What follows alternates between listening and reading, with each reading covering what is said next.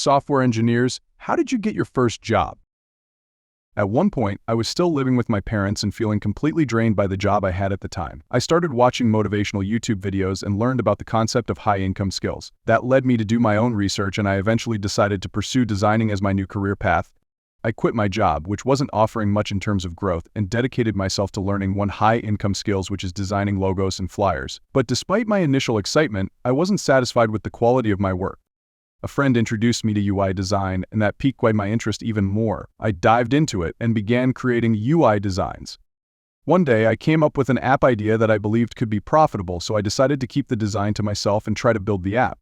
Initially, I tried using no-code tools, but I didn't quite get the results I wanted. I found a YouTube playlist that taught how to build apps with Flutter, and after completing it, I took a more comprehensive course on Udemy. That helped a lot, and after countless hours of tutorials, Googling, and reading documentation, I was able to build the app using Flutter and Firebase. However, the app didn't catch on as I had hoped.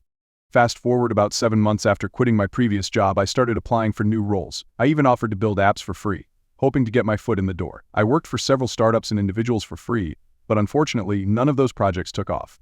Eventually, I attended a developer event and met someone who had a lot of experience with Flutter. We got to talking, and he suggested I apply to the company he worked for, as they were in need of developers. He provided me with the head of HR's email, and I sent him my application.